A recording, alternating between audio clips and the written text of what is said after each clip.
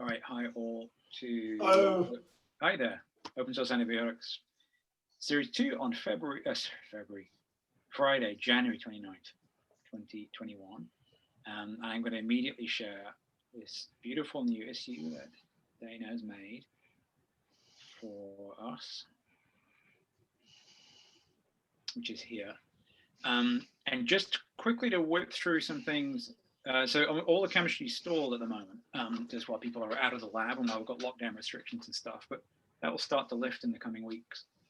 But we do have some planning to do, and we obviously have stuff left over from last time. So the quickest thing, I think, would be whether we've had update on the cytotox stuff. Have you had anything on that? Okay, so nothing on that. I think I might pursue that this week and just say, what's the plan? Because it's sometimes quite difficult for people because they have to pause things in the lab. And in some cases, I think in this case, a junior student was involved, and we have this policy now at UCL where junior students aren't supposed to be in lab during lockdown. So I'll chase that. So that's on me. Notes for myself. And then the next thing was on the basis of the synthetic targets that were really clearly shown last time. Dana's been doing the sort of shopping list. So actually, are you happy to talk us through this a little bit? Yeah, sure. Great. Can you see it on screen? Yeah, I think this sort of schematic covers most of the proposed compounds that were in the list from last week. Some of them that we'd have to sort of do chemistry from scratch, I decided were kind of lower priority. But anyway, so the first is these compounds that can be made through the Suzuki reaction that we've been doing. So we talked about doing this fluorinated pyridine. So that compound we can buy the aniline we have at UCL. So this is just according to the inventory. So hopefully it's actually there, but it should be. And then we talked about putting some more polar functionality out here. So I thought that maybe we could start with this chlorobromobenzene, and then just do SNAR followed by the Miura reaction. We could sort of just plug in some amines. So these were some suggestions from last time, as well as I thought maybe these piperazines, sorry, might be interesting for putting in some polarity out there. So those are all we have in the lab, so we can just make them this way. And this is chemistry that I've done before during my PhD, so I think it should be fine. Oh, what, this stuff here? Mm-hmm. Oh, really? So this displacement of the chlorine? Mm-hmm. Okay. Yep, you can just chuck it in the microwave and it goes selectively for the chlorine, and then the borylation is the same. We've also been doing this at UCL. Okay. Yeah. So there's that. Then the one pot method, let's see. So we had talked about putting the fluoro out here. That isocyanide is commercially available. I think it's probably the most expensive thing on the list. Where is it? It's 62 pounds per gram, but I think it is worth buying because you can make the isocyanides, and Lori's given us the procedure for that.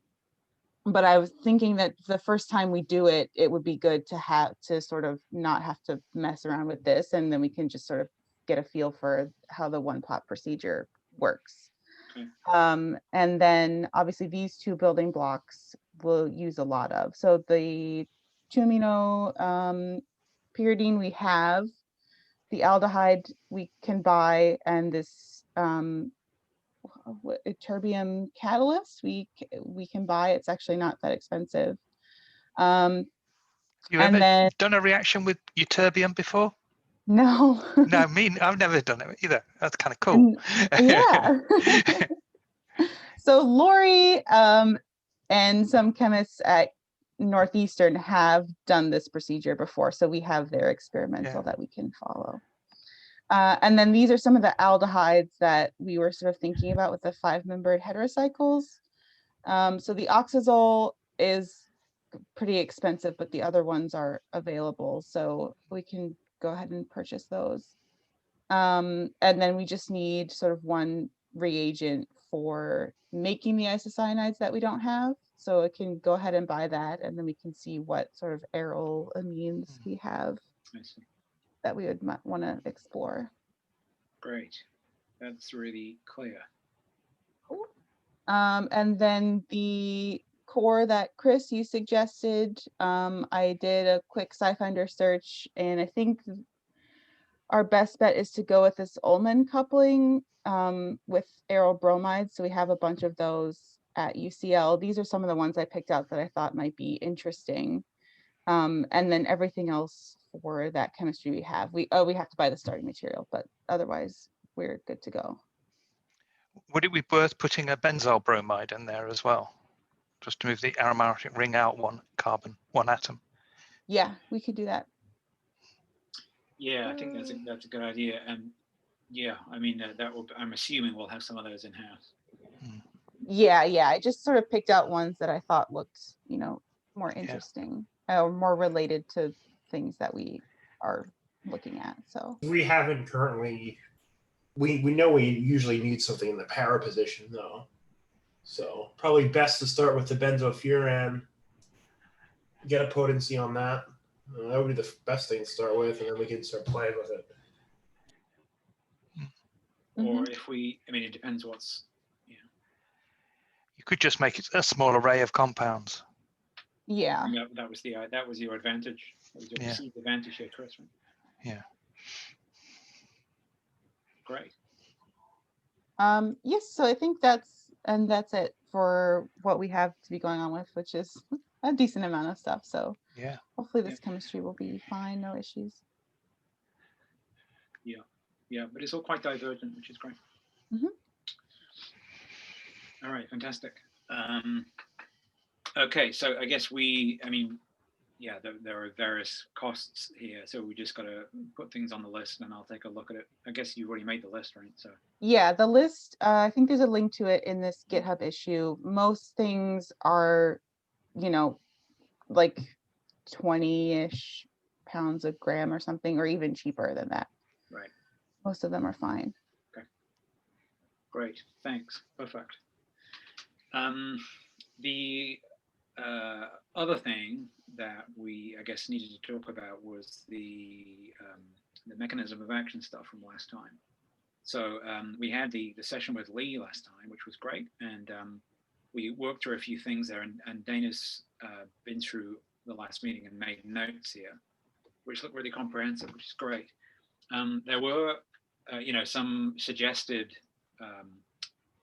hot targets, I guess, that we should maybe zoom in on. And there was some suggestion of follow-up experiments that could be done. Did Lee send you an email, Dana, about follow-up? Yeah, I think you probably have it too. But in any case, he suggested that the first thing we do was to repeat this experiment, because he said Karim, who's his tech, felt we could have captured more proteins if he'd started with more lysate. So Lee said, I suggest we repeat the experiment for that reason. So I don't know, I mean, if that's something that we need to worry about funding for, or if we can just go ahead and do it. But it seems like that seems like a reasonable first step. And then it sort of gives us time in the meantime to sort of do some more digging on these targets that were pulled out. Yeah, I think you're right. I did get the email, and I've put it to one side in my mind. That was stupid, and I couldn't remember if they said they had enough compound, or whether that was the implication. Was that we need to supply them with more? I don't think they said anything about that. All right. So okay, that's something we need to ask them. Yeah, because I suspect there'll be enough for that, but I don't want to commit in public to them doing an experiment. But I think that so I'll ask a question about money there for sure. And I guess that's also relevant to the idea of any follow-up experiments, because there are some things there to do with a more unbiased approach about trying to find out how the proteome is disturbed if you give the compound, that I think could be quite expensive. So I'll try and engage with Lee off this meeting about that. Okay, yeah. But as you say, in the meantime, yes, there are things we can do. And I was just putting some. So yeah, we had this list that Giada put together last time, which has all the links for the various proteins that were up there. And then based on the, I think based on the results to date, from memory, it was these two, MQ01, is that one of the ones that's there? Yeah, MQ01 is the one at the top, and PUR-D was one of the other ones that were seen as being quite positive, if I remember correctly.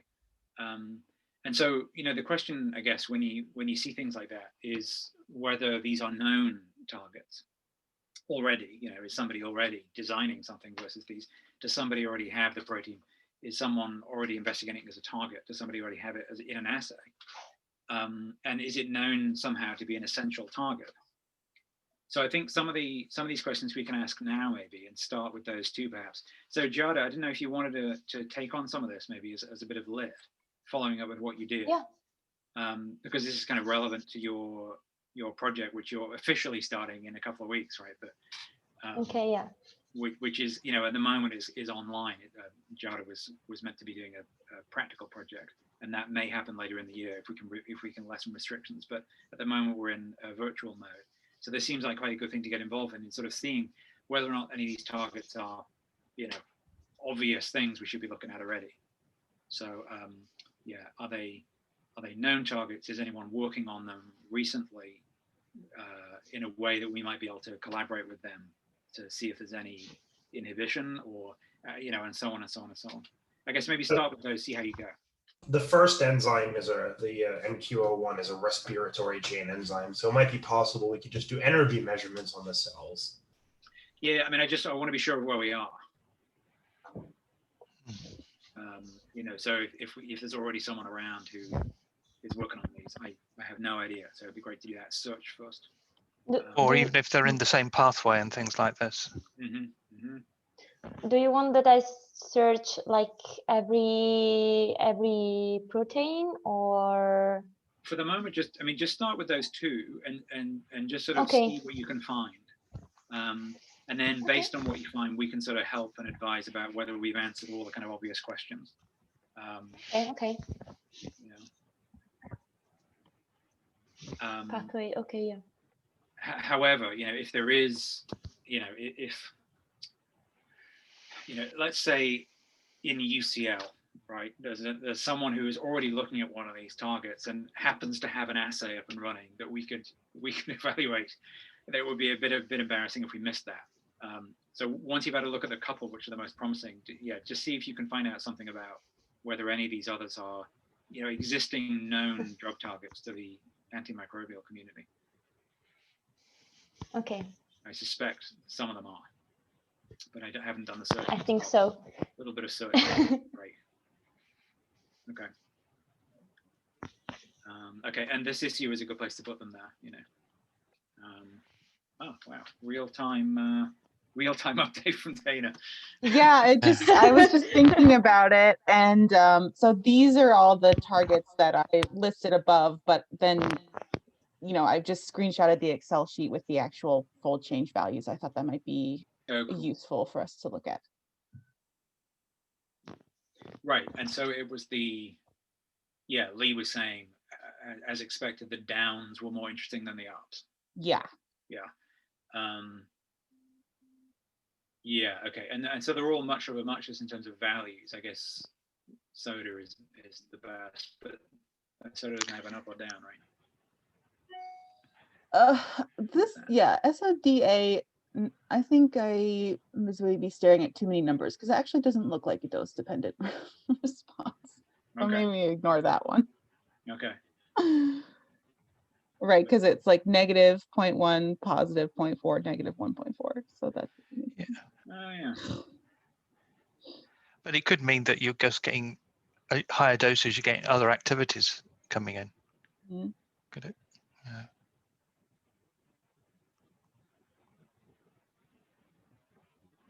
Oh, I see. Right. Funny. Yeah, but anyway, I think MQ01 and PUR-D are good ones to start with. Those look good. Yeah. I guess as always, right? I mean, they want to repeat this to check that it Yeah. means something. So it makes perfect sense.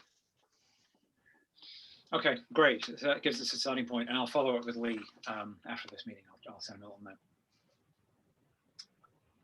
Okay, I think that was all I was going to say. There are these little actions that people can look at if they get some time. I'm right in the middle of writing the second newsletter just because the second one is on the Merle Ligase project and we're meeting in a week or so. So I'll send out something about that. The Mycetoma project successfully copied your sign-up sheet, Dana. Thank you. Great. It's World NTD Day tomorrow, so the neglected disease community are mad on Twitter. All right, was there anything else anyone wanted to ask before we wrap? Oh yeah, there was a question, Anthony, you asked about getting Laurie's compounds evaluated. Look, I think that there could be some traction in that from Paul Stapleton, because we are otherwise going to be waiting for quite a while before we have the next batch of compounds. So I'll ask him if he's willing to screen those on their own, because it's only like 5 or 6 compounds, I think. So sometimes there's a lot of effort to set an assay up and do that number of compounds, but I'll ask him to see if he's interested, so we could at least get that done while we're Yeah, because those are pretty novel. yeah, right. So it'd be definitely useful to have. I'll ask him if it's going to be okay. That's another action for me. Okay, great. Was there anything else anyone wanted to talk about from last time? Otherwise, I think we're good. No, everything seems good. All right, wonderful. Well, thanks very much for your time. Short and sweet. Short and sweet. Yeah, that's us. So we'll see you next time.